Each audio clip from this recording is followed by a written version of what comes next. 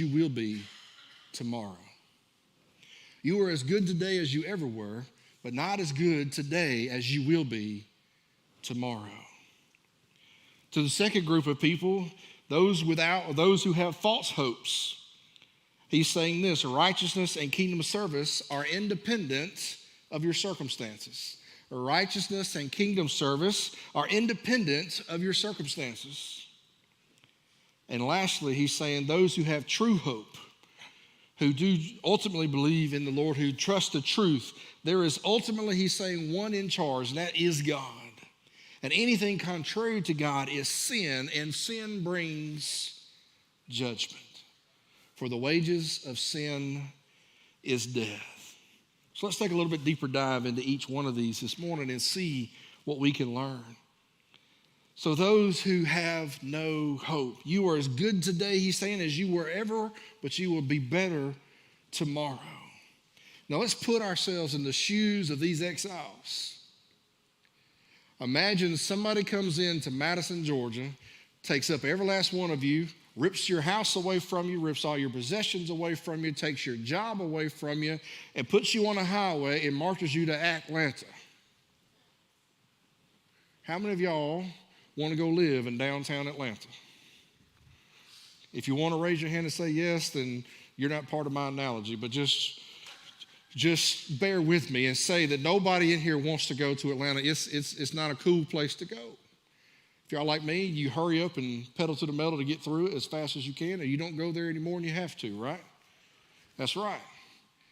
And so you just imagine that. Everything you have here has been taken away from you by force, by some invading army, and they've come and they've marched you, literally made you walk.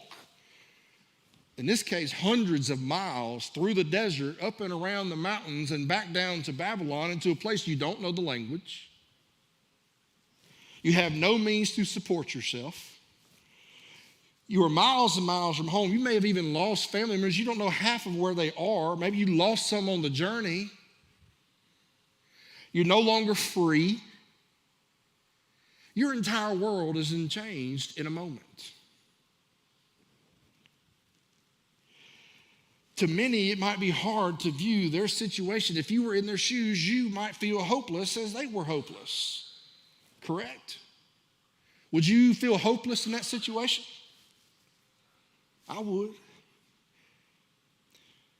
Warren Wiersbe asked a question about this. Maybe the question that really is being asked is, how should we handle such a situation? And he draws our attention back to verse 4. Look at verse 29 and 4 with me.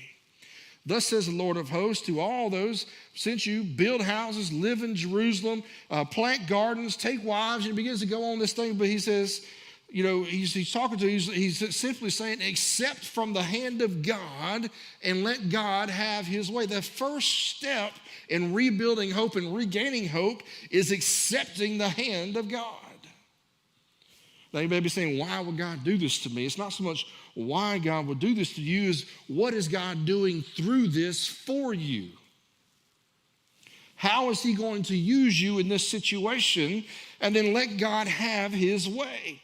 Now, if you go over to Psalm 137, there's actually an entire psalm, about 10, 11 verses, that sings a song about this whole experience that they're having and the emotion of it.